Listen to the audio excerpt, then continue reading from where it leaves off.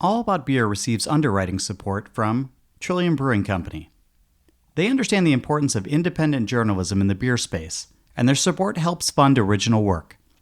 Learn how you can affordably support journalists by visiting allaboutbeer.com/support.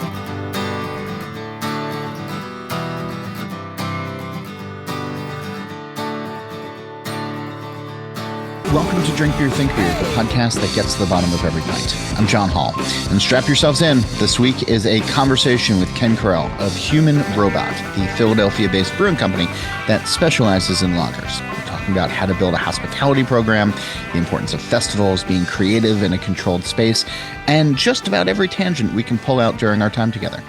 Many pints hit the table, and we just about managed to keep this show on the rails.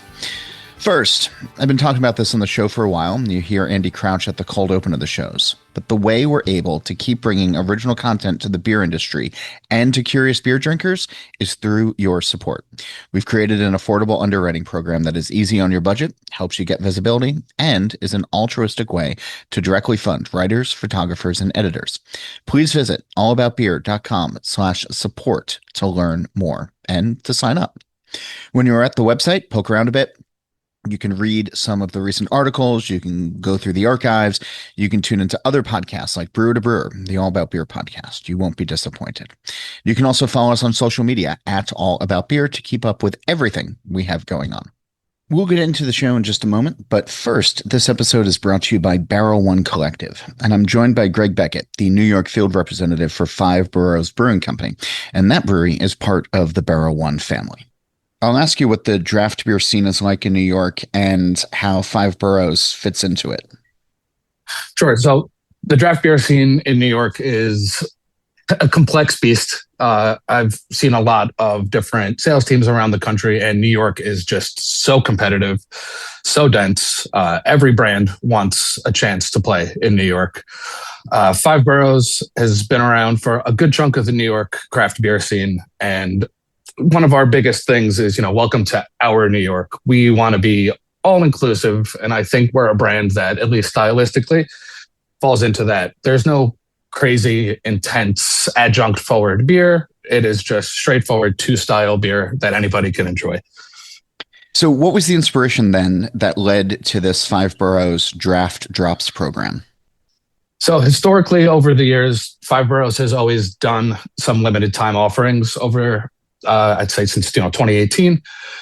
Generally, those were double dry hop, double IPAs, which are great, but the market has moved a little bit away from that. Just a little bit, yeah. Yeah, and we just wanted to kind of bring back the feel of the original excitement of putting a new beer out that people can look forward to. Core is great, and core is what drives sales, but having something new for your customers every 2 months, I think, is very important.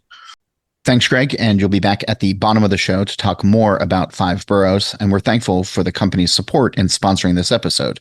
And you can learn more at fiveboroughs.com. The Craft Brewers Conference is coming up in a few weeks, and this year it will be in Philadelphia. So I headed down early to the city of brotherly love to get a lay of the land, and my first stop was Human Robot, which will also be host to a suite of podcasts that we're doing during the conference. More on that in the weeks to come. When there, I sat down with Ken Correll, one of the brewery founders. At some point, Jake Atkinson, one of the other co-founders, pops in to fill in some blanks. But what you're about to hear first is pure Ken. It's passion, a little chaos, big heart, and true enjoyment of beer. The people making it, the righteous causes behind it, and a thirst for all the experiences that come from good friends sharing a pint. In fact, I'm choosing to start this track recorded in person at their Fifth Street location with the stuff that is the normal background getting started, because only Ken can really sum up his role at Human Robot. Here's our conversation. Ken Correll, what I do. Everyone questions what do I do. As I say, I'm the Ronald McDonald of the Human Robot team. The Ronald McDonald of the Human Robot. All right. Still waiting for my red nose and my shoes. Someday I aspire to get them. Some could argue, though, that Ronald McDonald influenced an entire generation to come eat hamburgers and is not the clown that everybody... It's like, pay no attention to the makeup, pay more attention to the, Do not look behind the curtain, John. Well, the deliverables of Ronald McDonald, it's immediately recognizable. And I feel like in the beer circles that I sometimes travel in, which is looking for good lager and people who are committed to quality and service and hospitality in all of the right ways, I don't think Ronald McDonald's a bad thing. I don't think it's a bad thing either. Okay. Everyone wants a cheeseburger every once in a while, even if it's 2 a.m. on Saturday night after the beer fest. 100%. It's years ago, I was at the New Zealand Craft Brewers Conference, and for whatever 2014, and for whatever reason, they asked me to give the keynote. So I gave the keynote to a bunch of Kiwis in 2014, and it's black tie. Like they do like their whole gala thing, and people are supposed to get dressed up. So I brought my tux to Auckland, New Zealand, and because I was on stage during dinner service, I missed dinner. And so, like starving, I didn't drink beforehand because I was nervous. And then I drank after I was done, but there was no food. And as I'm walking back to my hotel, the only thing that was opened was a McDonald's. And I went in and got like a Big Mac or, whatever the New Zealand equivalent was, in my tux, bow tie pulled and everything. And I'm sitting there in the window. Just like the president. Go to hell. But like half drunk. I read that in look, not in demeanor, with all the love. But half drunk, like eating in an Auckland, New Zealand McDonald's, like the American tourist that everybody thinks that I am in this whole thing. And a bunch of brewers on their way home walk by and start pounding on the glass. They're like, John Hall! And I was like, oh, God, this is embarrassing on so many levels. But I was so fucking hungry. And like all I had back in the room was like room service peanuts or something. Like there was nothing good about it. You were down under. Up is down. Down is up. Nothing makes sense. McDonald's is good there. I mean, there's a story I've heard about Allagash now has to go to Taco Bell every year when they go to Belgium in order to win medals. Like they've gotten superstitious. For Rob's fifth tour. Yeah, like it's just, but it's one of these things where like if we don't go to the Taco Bell in Brussels, like we're not gonna win a medal at GABF, or like it's some sort of like weird thing like that. So you be next to Mannequin Piss and it's all sealed up. What's the driving force of human robot these days? What's the driving force of human robot? We opened, frankly speaking, we thought we were going to have a little space for friends and family to come, make the beer to the best of our ability.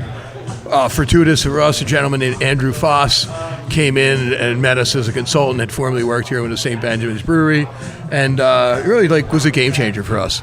And the mission kind of changed from, let's go back a little bit. Yeah. We opened 6 weeks before COVID. Sure.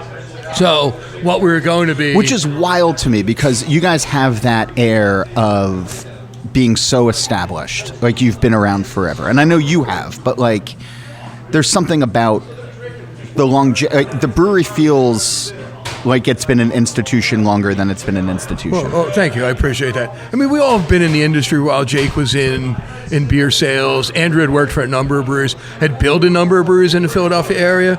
So together, we probably have, 100 years of experience. But as this project, it was new. And we were new together.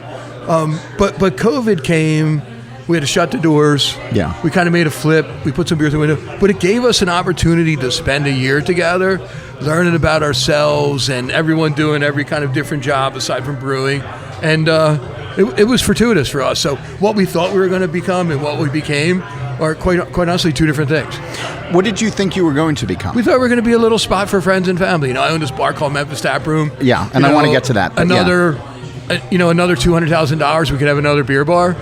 For $2,000, and we could rent a brewery and run a kind of little bar for friends and family, as long as we sold 50% of our product that we manufactured. The $200,000, just for folks who might be unaware, that'd be a liquor license, right? Yeah, like it's the cost a PLCB liquor license at the time in Philadelphia.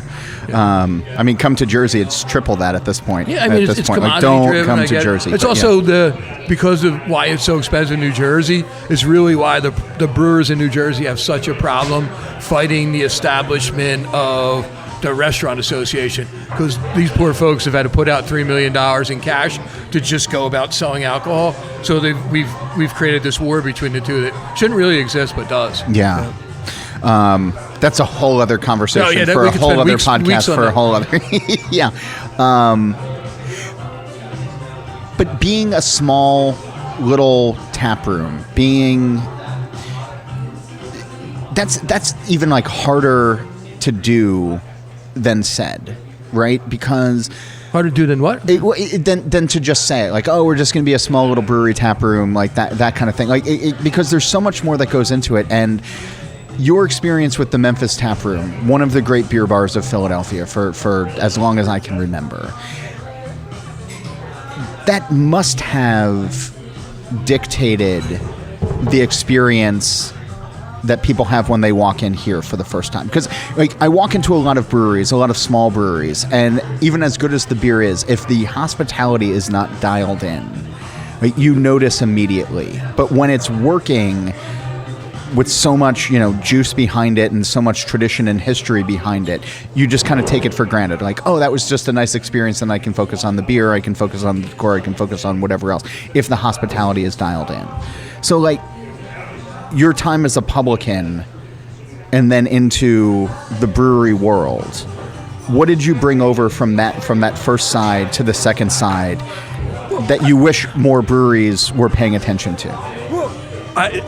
An hospitality experience that I wanted to experience myself. Okay. And frankly speaking, it isn't just me. My partner Jake, who had done sales and had been to go to Memphis Tavern and beer bars forever. Yeah. My partner Chris Roller, who was my bank manager, who had gone to like brew school at Seabolt and had a new career in mind, but also understood experience and understood hospitality. And just the notion that we wanted to be in a place, we wanted to have a place that we wanted to be in. Good beer served our way. Our way meaning, like, if it's a Czech poured beer, off of a Czech faucet. If it's a German poured beer, in a proper German Pilsner glass. We looked to people early on, like Bierstadt, early on for our pills were in like a Bierstadt glass. Okay. We called and got glasses. They weren't the right ones. And we called the guy. We're like, hey, well, what's the Bierstadt glass? He's like, well, that's not really in the catalog, but it's number. So we had these little pedestal glasses for a while. We never got the fancy little paper doilies. Sure. Yeah. But then we ended up moving on to the Stange, just to be more it was us, But that comes with drinking experiences. That comes with having that. I mean, let's go back. Like, what was your first memorable bar experience that you feel shaped you as a drinker? Like, where was? I grew up in a neighborhood at 16, I know, going to some old man dive bars. I still enjoy a dive bar. But so did I. And I grew up like sitting, on my grandfather's stool at an Irish pub in suburban Jersey, where that's John Hall's stool. Like, that was one of those things. And this, we got to thank you. We got to talk about this in a second. Look at that. That's gorgeous. A beer just hit the table. But what was? What was it for you? Because when that I joined the Memphis Tap else. Room, I had a friend, Kurt Decker, one of the founders of Notting Head. Sure. Me and my partner, Brendan Hartramp, that was his partner. But when he got affiliated with Notting Head, I became friends with Tom Peters, who's the founder of Monk's. Of course. With Tom Peters, I got the opportunity to go to Belgium and tramps around all these different bars. That really was a seminal experience for me. Being outside the country and in a place that revered beer and the experience of beer in the proper glassware, in the proper setting, without a television, sometimes without. I just got back from Amsterdam. Yeah. Wilderman, Simon's still running one of the best bars in that city. No music. It's just so amazing to sit in a room with wood. You want a book, pick up a book. If not, just sit there and enjoy your beer. But that experience of being there, I think really were seminal moments for me, and as we opened the Memphis Tap Room, was things that we all wanted to replicate. Yeah. But having those experiences and knowing, because so much in hospitality these days is consultant driven or trend driven, and it's like, well, you need this shade of lighting, and you need this beat per minute per music, or you need to have this bottle behind your bar to signify that you're hip and with it in this moment kind of thing. And those things kind of feel like flash in the pans, or, somebody... Well, also, after you spend your 200 G's on a consultant, you got a lot less money to spend on the things that are important. Yeah. On the ingredients, on the staff. This is my own opinion. No, but you're right. And I'm thinking about where the industry is right now. And we're seeing closures. We're seeing people constrict themselves. We're seeing a lot of the hazy IPA houses that were riding high pre-COVID now sort of struggle and wonder, like, what's next and how do I get the lines back, or how do I get the people back? And there's something about thinking about the next generation of breweries that will open, be it, in 2027, 28, 29, whatever. And the authentic experiences that I get from brewer publicans is what I would like to see more of, as opposed to just sort of chasing trends. And I imagine at some point folks are going to come to you and they're going to say, hey, we're thinking about doing this. What's the key to success? And I don't always think that's the right question, but the authenticity that comes with just being yourself has to trump everything else, right? I'll cut you off, but yeah, please. That's the key to success. Okay. The authenticity of being yourself. Yeah. What's important to you? What's important to your partners? What's important to your city? What's important to your community? Trying to identify that, and then to the best of your ability, doing that, but doing it yourself. Don't spend consultant money. If you can paint something, paint it. You keep your money for your staff. Do the best you can to take care of your staff. Do the best you can, make sure your tap lines are clean. If we buy a lot of used equipment, my partner Andrew is astute at checking out auction sites. Over the last year and a half, one of our new spaces already had tanks in the walk-in. Yeah. But we put 6 horizontal lagering tanks in our Jenkintown space so that we can be a tank pub there. And that's Andrew finding them, Andrew kind of figuring out someone to rig them and changing the dynamic, because in that space in particular, we wanted a little bit more of that kind of experience. I was going to say, to finish, I think, be authentic to yourself and what's important to you, and then figure out a way to do it. There isn't really a cookie cutter answer. And there shouldn't be. We are, as I call, the land of misfit toys for any of you Rudolph fans. Yeah. But, the misfit toys together, the island's, pretty sound. I want to get back to that point, but I have this beer that's in front of me right now that is... This is layered. Is this off the Lucre? Is this Lucre? Is this a Lucre black and tan? What is happening don't here? Kill me. There's it's Rezovic. There's a name for it. It's basically a layered beer that you can layer based on the gravities of the beer. So that's the Tamave 13 on the bottom of that beer, and that is the Czech 10 on the top of the beer. As you can see, you've got a little bit of both. Yeah.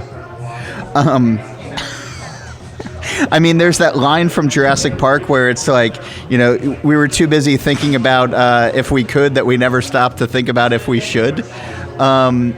Is this, how did this come about?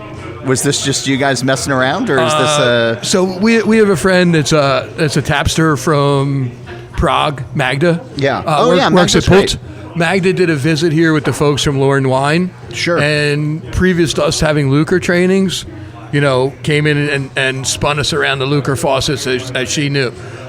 Some of her little trade secrets, and this is one of the things that she taught us to do. I mean, I'm excited for it. This is Have a little fun. Also, frankly speaking, within tradition, there's so many fun things that you can do. Yeah. And you still highlight the beer and be beer centric. Those are the things too. I would encourage people to explore that. You're part of this. I mean, you talk about the Island of Misfit Toys, but you are part of Human Robot as part of this group of well-respected brewers in the U.S. that are focused on lager, that is focused on hospitality, that is focused on tradition. And then every once in a while, somebody lets their hair down and just has a little fun. And there's this, I think we're probably out of it, but for a long time there's just the preciousness of lager, of we don't mess around. We don't do anything that isn't, Reinheitsgebot, or that isn't like Inside voice lager. Yeah, sure. Yes. But that doesn't even speak to like the nature of what beer wants to be, I think, ever.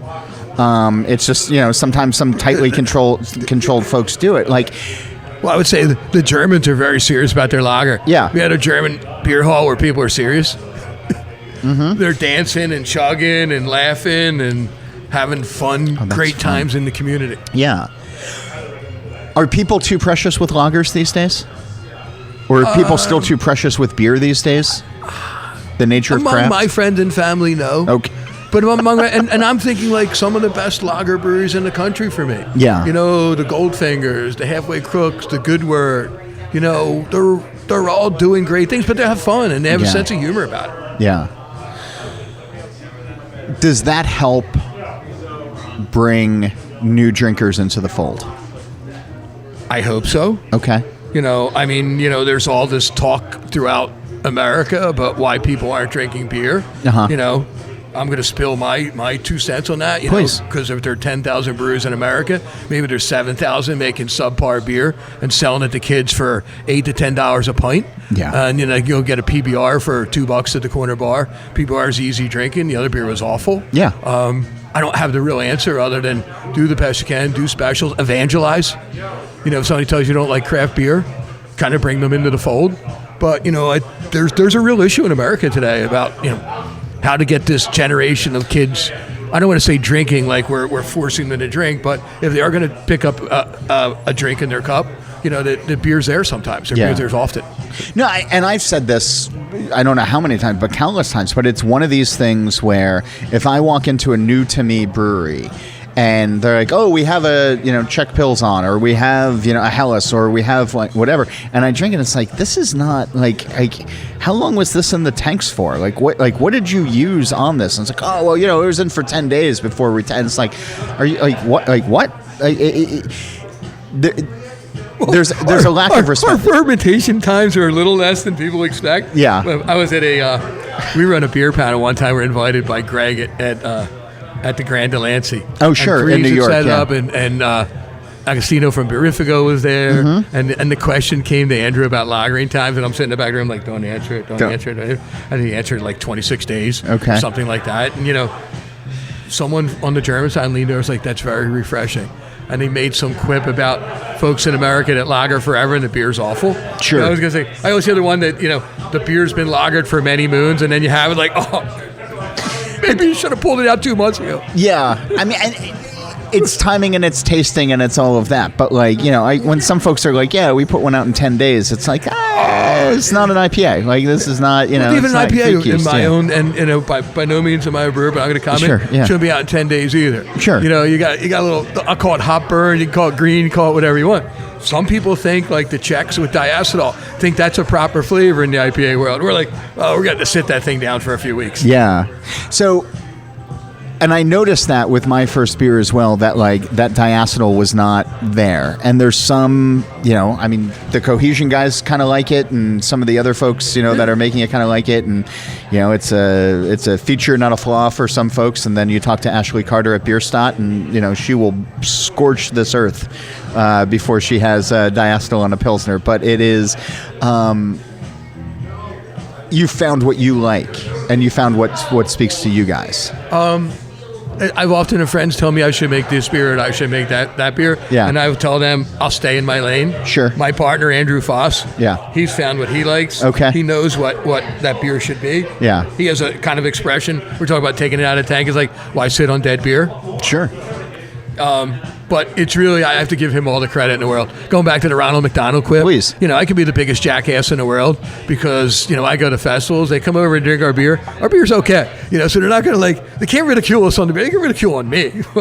So it's always kind of like my little tool in my pocket. Andrew's making okay beer. So you're like, come taste it. Pennsylvania, Philadelphia, two separate things, but... Oh, have you ever seen our Snowy? You ever come to our Snowy booth last year? When it always says Pennsylvania, and I cross out with duct tape, cross out and just write Philly. Just. But for the longest time, and probably even still, has been, when it comes to beer, synonymous with Yuengling.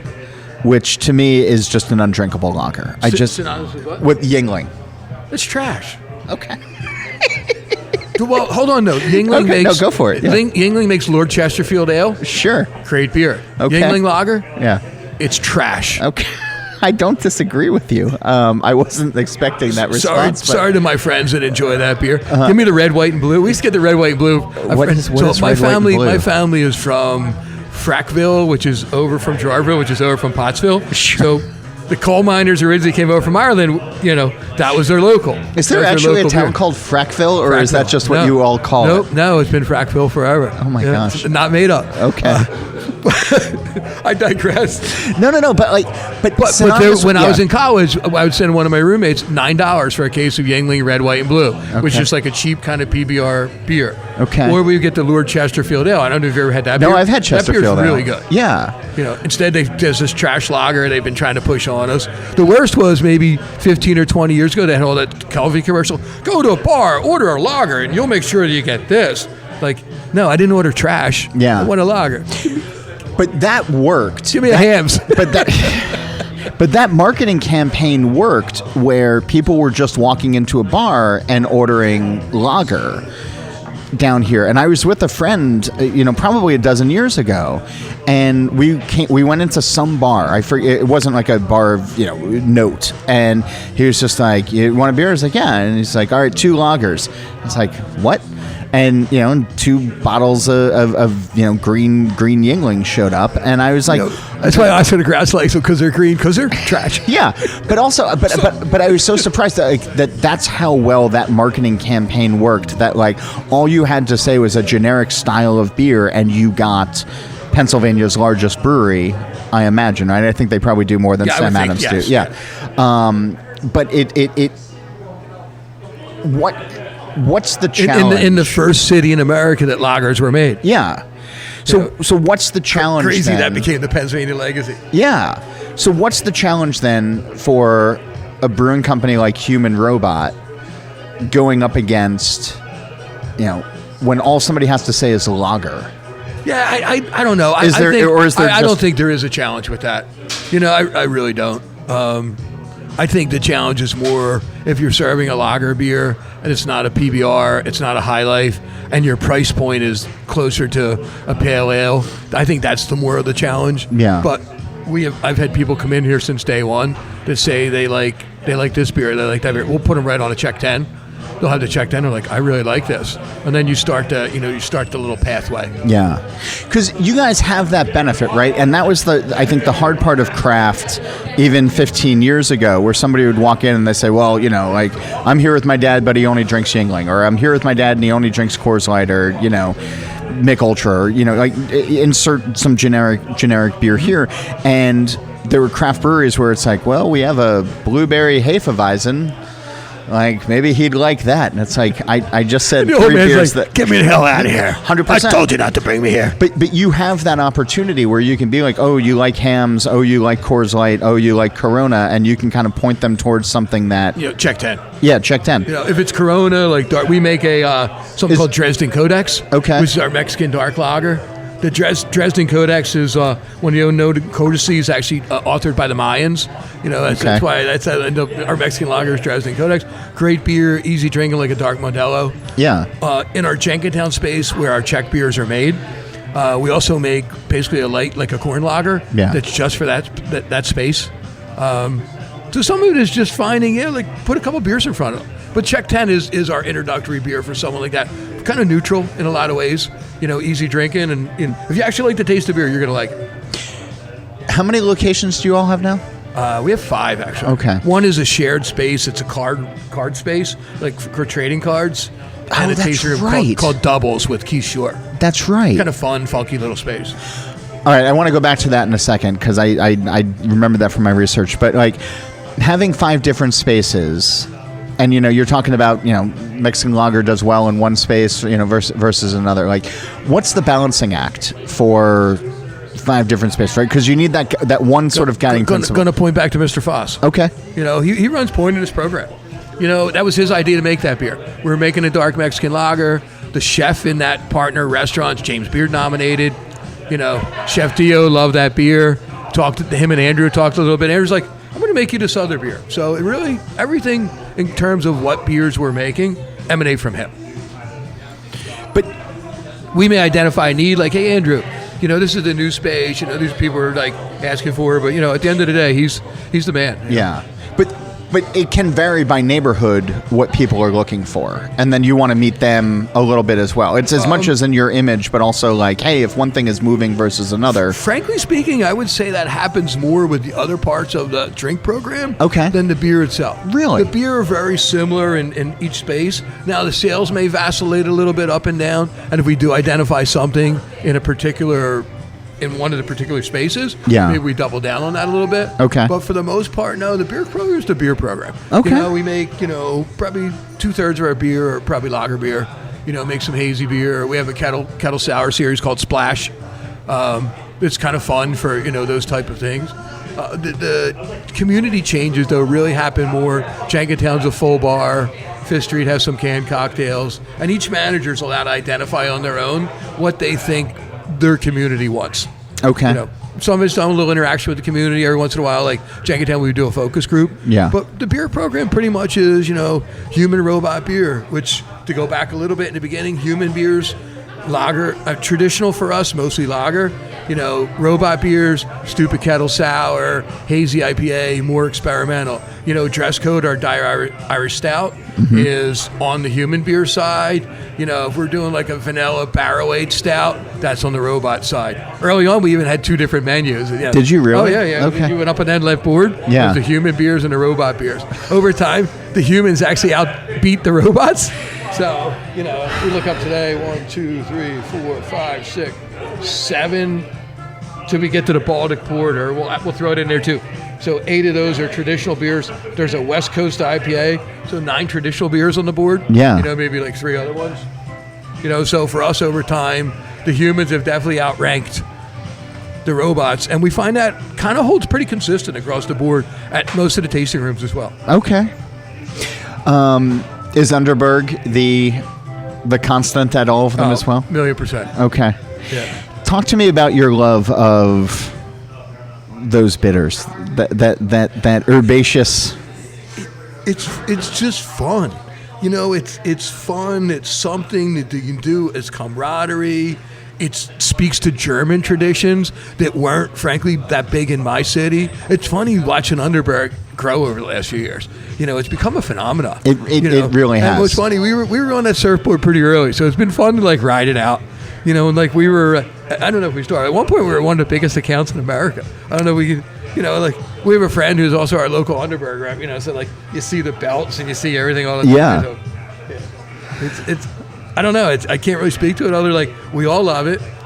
It sets you straight. It sets you straight at the end of the night. It sets you straight in the day.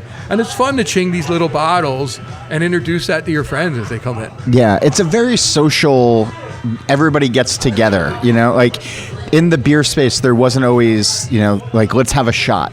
Because people either didn't have liquor licenses or, like whatever kind of thing. But like this sort of brings that back as the one communal experience that you can have. We do one like we call it we would do one with ginger beer called Feverberg. Okay. Just put a little bottle in there with like a little straw. We're the home of the milk tube too. So we like these little like shoddy kind of things because we do have whiskey here, but I don't really want people coming in and banging back a shot of whiskey. If it's a tube of wet foam, it's an Underberg. You're still going to focus on what we want you focusing on, and that's the liquid in the glass, the beer. That's why we're here. Hopefully that's why you're here. Talk to me about the popularity of the milk tubes, because that's something I wanted to get to. Just good, stupid fun. Yeah. Some people hate on it a little bit. We do have it trademarked, by the way. Okay. So you out there in America, if you're using it, give us a little shout out when you do it, so we don't have to do a cease and desist with like a cartoon Bart Simpson artist. It started. Yeah, that's what I. Yeah. So we have an event called Log Jam, and the first Log Jamming was we rented a parking lot during COVID. We have a permit for 200 people. We had like a dozen brewer friends, folks from Oxbow, Von Trapp, some local friends here all came down. We did a beer fest in a parking lot. At the end of it, we were trying to do Malikos and fill them up in the mug The problem was to try pull 20 Malicos and chug them. We couldn't pull it off because it would just turn into liquid. So the following day, I think it was my partner Jake, put it in the Stein's glass, started filling the Stein's glass and sliding them down the bar like old cowboy style, and the milk tube was born. It's just a tube of milk. Good for you. But it's taken on a life of its own. I mean, it's one of those things where you were talking about the beer stock glasses early on, about how and I'm thinking like those are Instagrammable, and they're constantly up on social media when people go there. I feel like quite regularly I'm seeing milk tubes on my social media for friends of mine who come through your spots. And it's gotta help, right? Where it's just, I want to go try that. It's the only $3, $2 on Tubes Day. I get people stop me all the time like it's some parlor trick. I don't understand how you pulled off the parlor trick of like having people pay for. I was like, first of all, it's not carbonation; it's wet foam. Right. It's probably 2 ounces of beer, maybe even 3 by the time you let it all drip to the bottle. It's just good foamy fun. You also did speaking of price, a fun promotion recently during the snowstorm, right? Where it's like every inch, like Stolo Tamave. I mean, tell me about that, because like I saw it on social and I wanted to reach out, but I was too busy shoveling out my driveway and I just couldn't. Yeah. So we make 3 Czech beers. Yeah. Czech 10, Polo Tamave, Tamave 13. In the beginning, like with snow days, we would take Polo Tamave and call it Snolo Tamave. And for every, Philadelphia gets 6 inches, 9 inches a year, a 3 inch here, 5 inch here. We would do $1 off for every inch for the Snolo Tamave. Well, now over the last few years, we've gotten whacked a few times. Yeah. So like you have to sell the beer for something, state-wise. Yeah. So we've set a basement of it of 25 cents. So this year, I think we had that big snowstorm. Yeah. I think there 1,030. This is just history. 1,037 Tamaves, total intake like $555.37 or something. I think it averages out to like 53.5 cents a beer. We whacked the Tamave so hard when we had the snowstorm the other day. Yeah. We had to make sure every place only had a couple kegs. So we had to spread it around. Yeah. And I think we went through like 5.5 or 6 barrels here, or something ridiculous. That's insane. But you also got on the local news. You also got good social media. But it's a smart marketing play. It's fun, and talk about a sense of community. Yeah. We want to be that place in the community that you can call home. It's funny. So I was in Amsterdam, and I'm looking at the last one. I'm snowed in there, all no pun intended. And I'm looking at our Girard space, which we're really trying to build community. People had built snow benches outside, and we're hanging outside on their own snow benches, like drinking Polo Tamave. Like, you just can't, honestly, you can't buy that kind of, marketing. And you're right, coverage. We had all the news stations here, because most places closed down. Right.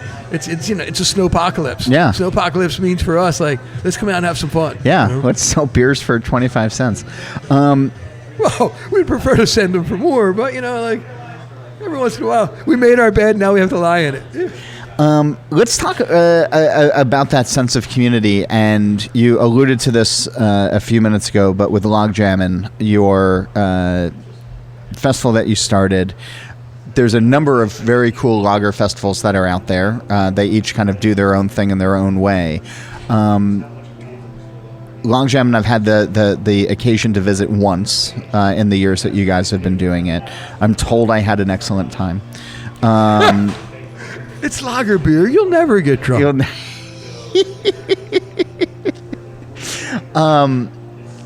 It's coming up on year 6. God, yeah, 5 was 5 was in 2025. Yeah, so year 6. What has it evolved into? What has it? You talked about that first year a little bit, but what is it now? It's evolved into a festival that, for the years that we've done it, it's a festival that benefits the Michael Jackson Foundation. Yep. But for us, it's about bringing our community together. And, if I'm being frank, there are these little breweries like Seeds out in Michigan doing 600 barrels a year. With the Z, Seeds with the Z, yeah. As opposed to the Seed, which that is a lot of folks don't really know about. Yeah. A couple years, our festival, lesser known, was here. That I think a lot of people down in North Carolina know about, but people up here didn't. Going back years, Cohesion, Goldfinger, Halfway Crooks. We're all these little guys, and for us, it gave us an opportunity to be at a festival alongside folks like Trillium, who makes amazing lager beer, but most people don't mule lager. No. You know, that's part of the issue. So you could have these nice hypey breweries pouring lager. People are like, I want an IPA. No, you can't have that. You know, North Park a few years ago sent us some. Kelsey sent us some lager beer. I'm like, hey, dude, you want to come to this festival? And they came, and their lagers are stellar. That's but most awesome, people aren't going to haul North Park beer. If it comes here, it's West Coast or IPA. Yeah, because people don't want to put the lager in their luggage. You know, this was the place for everybody to come and share that, have a sense of community, and have fun. You know, you've been to lager jamming. It's one big long, like I always thought on our side, being on our side of the table in the gun turret. Yeah, like it's just this one big thing with camaraderie on the inside. And it's just fun, a celebration of lager beer that we all love. And those festivals, yours in particular, but others that are cut from that cloth, have a different feel than maybe some of those IPA fests, than maybe some of those, you know, hype beer fests or Imperial. And I'm not here to yuck somebody's yum. Like the first one that comes to my mind is Good Word. You know, it's not technically a lager fest, it's a little beer fest, but there's a tremendous amount of lager representation. It's probably 70-30. Yeah. But, you know, it's done with such intention and love. You know, hopefully we can replicate that in some way. Yeah. We're this year log jamming with CBC coming to town. It's actually going to move around a little bit. So, you know, happy to say it's going to be at Wayward Lane outside of Albany. I think it's June 3rd. Let's check my dates. It's the first Saturday in June. I'm an idiot, so like June maybe.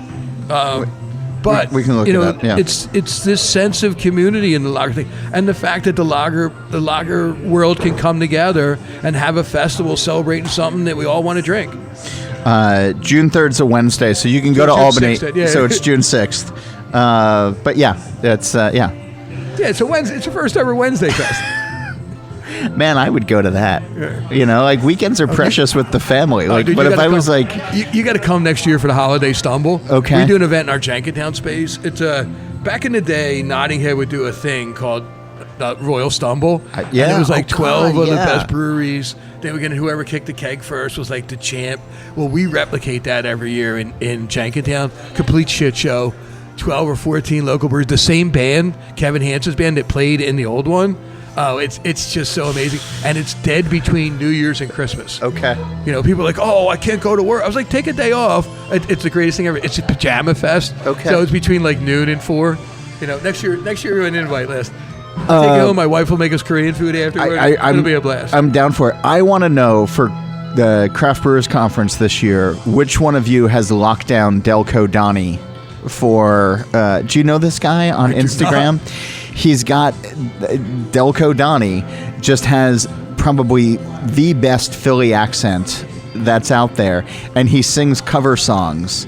Like he does a really great like Champagne Supernova cover, and it's, you know, Someday Yous Will Find Me, and it's so good. So I want to know where Delco Donnie is going to be during CBC. That's my mission over the next few days, John. I'll let you know.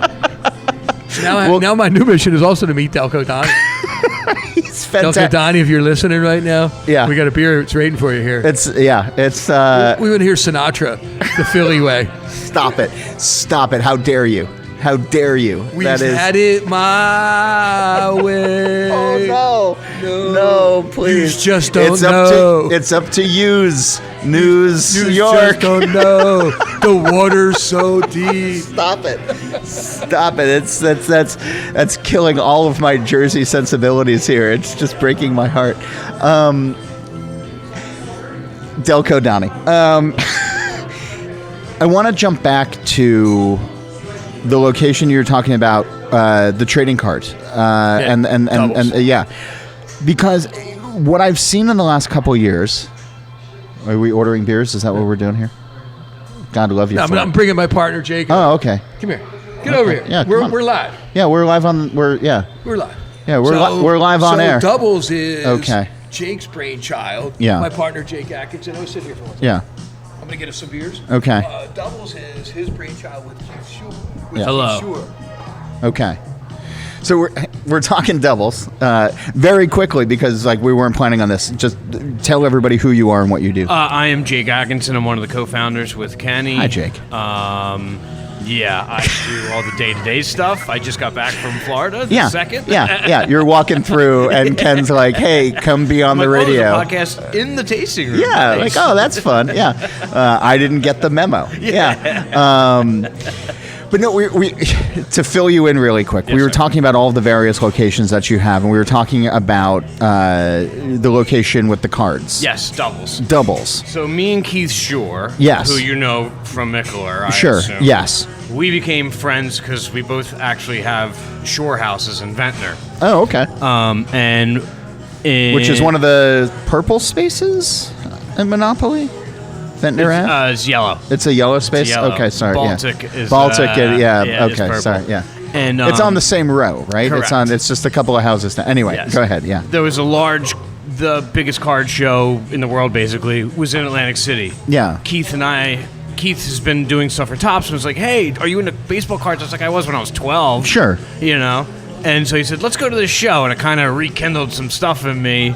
And we saw a lot of adults. And then we went to the Seed afterwards, drank some beers, ripped some packs, and like everyone was having a really good time. And so we kind of just birthed this little idea in our head. And we were like, if one day maybe this can work, we can do something fun here.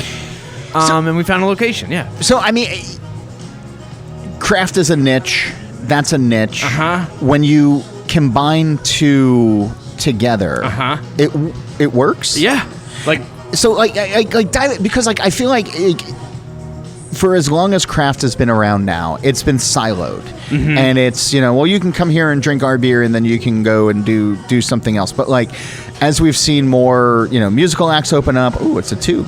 As we've seen more, like open mic nights or comedy nights or trivia nights that are specialized in a certain thing and all of that. Like, there's things like that, but themes to the overall place have been rare. Correct. And when I've seen some of the themes come out, like, it's worked, but only if, like, you have the full commitment to it. It can't be like, sometimes we are this. And yes. Is We're that not fair? half-assing it. Right, yes. okay, We're yeah. whole-assing it. Okay.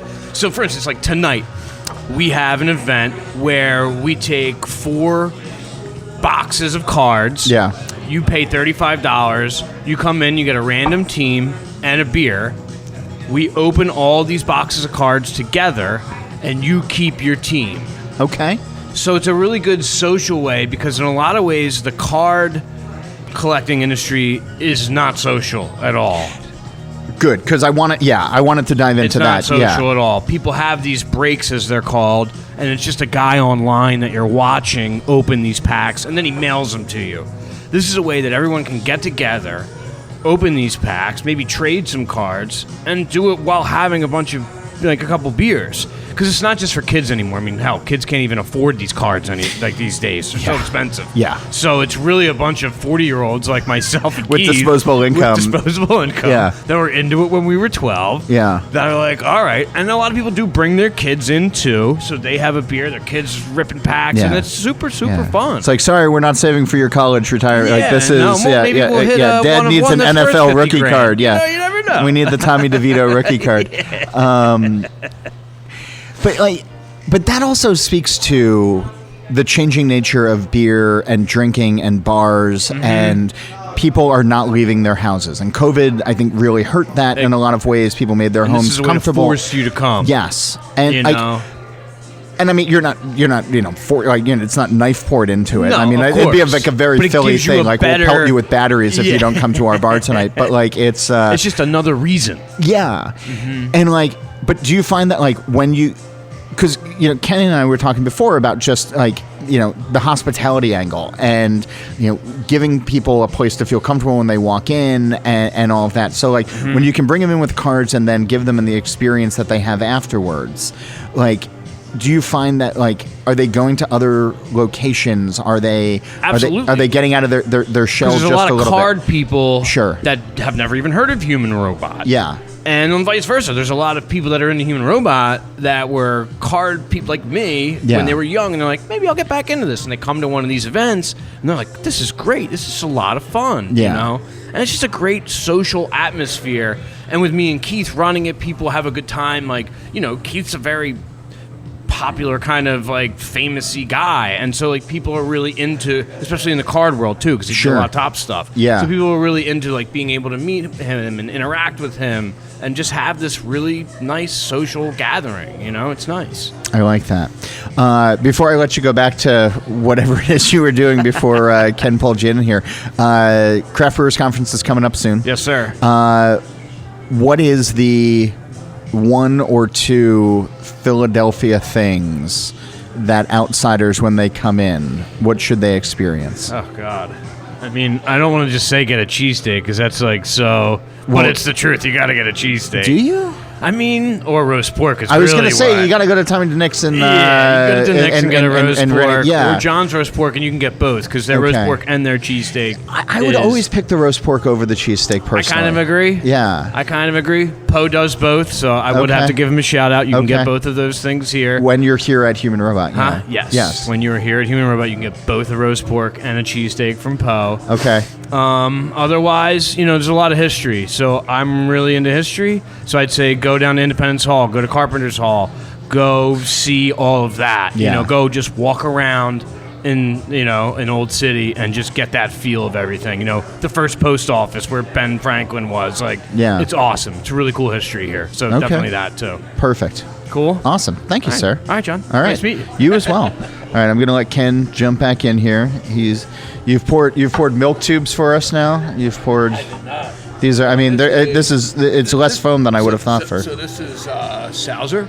Oh, okay. Sauser is a German beer made with Czech hops, like Saus hop. Okay. And Saus hop, and we're pouring this on like a Japanese faucet. Okay. So it's is this the rice lager tap that you were talking about before? The rice lager. This is not the rice lager. Now we had a rice lager on here before. Okay. Let's try it with this beer. What is a rice lager tap? You said that before. I always screw that name up. Okay. They pour those Japanese beers, and early on, I remember going up to New York to Ivan Ramen. They're like, we're going to pour you a milk tube, because they use that Japanese thing. You can pour foam if you hit it backward. Yeah. But yeah, we love to play with different things. We have a dry Irish stout called Dress Code, like a 3.5, made only in-house. The brewers make it for themselves. Yeah. But we have a Murphy's tap on that. Okay. Oh, it's so good and creamy. It's just crazy. Honestly, we also entertain ourselves. Sure. But we find that entertaining ourselves and having fun with that gives us a little bit of a story to tell and entertain others. Craft Brewers Conference is coming up. What's one or two things people should do when they're... I've listened to Jake's a little bit. If you love museums, Philadelphia Museum of Art's amazing. But, 2 blocks away is the Barnes Museum. Okay, I don't know if I know that Barnes Museum one. is outstanding. Dr. Barnes collected, Impressionist art from above, ton of Degas, ton of all different types of Impressionist art. You can be in and out of there in 2 hours. All right. The funny thing is Dr. Barnes... Don Tess, my colleague, is going to be going to that for sure. Dr. Barnes originally had factories, and he thought, the people that worked in his factories, art should not just be for the rich that can afford a museum and Amen see it. to that. So he acquired all these pieces. They were in his factories, and then he put them all in a home that was on the main line, was never supposed to move. Years ago, of course, like anything, the city sued to move it down to the art museum area. Yeah. I think it's great because it makes it easier for me to see. Little bit of an issue with you hate when an institution does something that's not improper, but the powers that be kind of change it anyway. Okay. But Barnes Museum would be at the top of my list if you love museums. Okay. And then just really a walk through the city. Little grid city. Jake talked about Independence Hall. 100%. You can walk river to river in 30 to 40 minutes. You can just stroll the city, go to Rittenhouse Park, go to the art museum, run the art museum steps. Might sound hokey, but it's one of those things. Hey, if we get an April snow, you can sled the art museum steps. I saw that. There's people skiing down it. So we had a blizzard that rolled through just a week ago, or less than a week ago. Yeah. Yeah, it's one of the best things to do in the city. Yeah. There is a Sylvester Stallone statue at the top or bottom of it. Did they move it now? So the original statue is at the bottom. Then Sly Stallone had one that was in his Hollywood house. It was at the top. And they did his own week, so he put it up there. Yeah. And now I think the one's going to the bottom. They're getting moved around in some way. Can't follow it all. But he donated or just installed one himself without asking the city or the museum or something, if I'm remembering this correctly, and they're like, we don't really want this. No, originally It was put at the top of the steps for the filming of one of his movies. Oh, okay. Like the late, yeah. Like, remember Rocky 63? Right, when he fought Marvin the Martian. It stayed there. It moved down to the sports complex for a while. Okay. Then at one point it was lobbied to come back, and it's been at the foot of the Art Museum steps. I got to be honest with you, it's one of the biggest attractions in Philadelphia. The crazy part about Philadelphia, one of our famous sports figures in history is a fictitious character. Yeah. Well, it is what it is. I'm born and raised in that neighborhood. I was a little kid when Rocky 1 was filmed. Yeah. And I watched Rocky 2 be filmed. Yeah. So it was kind of like cool, watching the whole thing go on, We've spent entirely too much time talking about Sly Stallone. You guessed it, Frank Stallone. I've been asking folks on this show for a while now, and you're a well-traveled guy. You get to experience beer all over the place. So, final question on the show is: the premise is on the television show The Good Place. On the final season, they introduce the concept of a green door, and the characters can walk through it and be wherever they want, doing whatever they want. So if we had a green door on our plane of existence and this conversation ended and you could walk through it and be in any pub or any brewery anywhere in the world, where would you want to go? Who would you want to be with? And what would you like to be drinking? I have a daughter that's is a brewer in the world, works for Guinness now. Can't think of the name of the parent company, Diageo. Yeah. And we were just back in Brussels visiting some of the places that she'd interned at, like Canton and Houghton Dormont. But 10 years ago, I took her on a trip, on one of the Tom trips, and we were in Dole, one of my favorite places in the world, with Chris and Ilse and their family. But on that day, she had gone to Middlebury College. Greg Engert was there, who today is one of my good friends. First day I met him, also gone to Middlebury. And Rob Todd was there on the 5th-year trip, had also gone to Middlebury. And we just had this epic day. I would love to take her back as she is today at 31 years old to that time when she was 19. And as I remember Chris coming back up the steps in another dusty bottle, her saying, "This is like the Hotel California." But literally back to that moment in time and just be back in it for a little while. Yeah.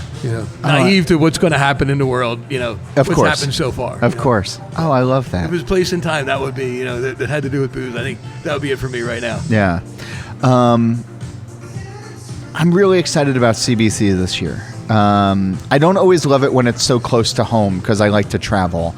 But I never get down here enough. I never get down to Philly enough. I mean, it took me 40 minutes on the train to get down here today, and I should be down here more often. So when people come through, it's the Czech 10 is the first pro move that you make. I think so, or Howardtown Pills. Okay. It kind of depends. We make really good IPAs. Okay. And also our foray recently has been into, and Andrew's, kind of where he's having fun is West Coast Pills. Okay. Where he makes a new hazy beer every week. We throw another West Coast Pills at it, and quite honestly, I can't talk about this man enough. He gets off on researching old European recipes. Oh yeah. So in a week, we are about to drop our St. Patrick's Day beer. Okay. Which every year is a '60s version of Harp. It's from the Ron Pattinson book is the recipe, and it's amazing. Bodran, and it's an exciting time here. A little 3.5. Yeah. But that's kind of what I'm looking forward to. Okay. Well, of the 5 locations, try to hit all of them when you're in town, and Yeah, I think the New Hope, the card store might be a little difficult. Sure. Everywhere else is within 20 minutes. Yeah. Sud, South Philly, no more than a 12-minute cab ride from the convention center. Girard, the same, out near the zoo. Yeah. The mothership where we're at. Come see our beautiful pirate ship outside that's docked outside. I love it. Yeah. No, it's going to be hopping here. Yeah. And then Jenkintown's our little suburban one. It's still no more than a half hour away. Beautiful room, though. At the turn of last century, it was a Rolls-Royce showroom. Yeah. It's a big old brick building where all our Czech beers are made. Yeah. I love it. Awesome. Thanks for doing this. Very much my pleasure, man. Always a pleasure. Again, more info on our podcast happening during the Craft Brewers Conference will be available soon enough. But if you can't wait or want more details or to suggest guests for shows or to be a sponsor, you can reach me via email at johnholl@allaboutbeer.com. That's JOHNHOLL at allaboutbeer.com. Make sure you join the This Week in Rauch Beer group on Facebook. You can also follow at TW Rauch Beer on Instagram. Upload your photos. Join the conversation. And you can support us by visiting allaboutbeer.com/support. When you go to the website, you can check out new content as well as the archives. You can find links to follow us on social media, but we are at All About Beer. And before we run, as promised, I am back with Greg Beckett, the New York field representative for Five Boroughs Brewing Company, and that brewery is part of the Barrel One Collective family, and they're a sponsor of this episode. So earlier, we were talking about the brewery's Draft Drops program. So then how does this Draft Drops program work? So every 2 months for the rest of the year, we're going to be putting out a new product. Our first one that's coming out very shortly is going to be our Kolsch. And then we're kind of moving forward seasonally from there. We're going to have a beer that we've done in the past called United by Beer for Pride. That is a grapefruit IPA. Around Pride time, early summer, then we're moving into a Goza, which is a perfect style for middle of the summer. We'll be doing Italian Pilsner just around San Gennaro to, for that authentic New York feel, especially as a local. I love San Gennaro. After that, we will be going to another one of our OG brands, which is our West Coast IPA, and then into Pigeon, which is our double IPA, which we've done historically in the past before. So it sounds like you're deciding these beers around seasonality or events. Is that fair? Yeah. So, almost everybody has a seasonal at this point, but as you probably know, seasonals come in months before the actual season. Winter beers are pretty much done now.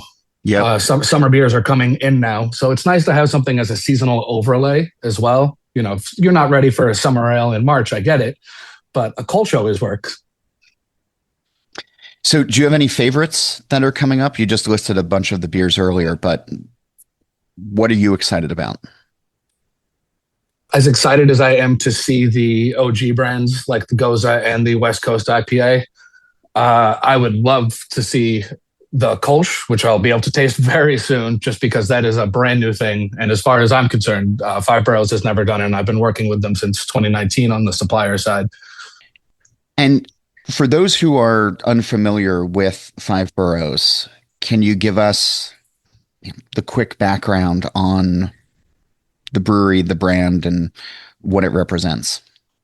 Sure. So Five Boroughs was founded in 2018 by Blake and Kevin, and they were finance guys, and they realized they did not want to be finance guys, and kind of turned everything around and decided to start a brewery in Sunset Park in Brooklyn. Definitely around the right time. There were a lot of established New York brands, but a ton of new brands came out at around the same time as well.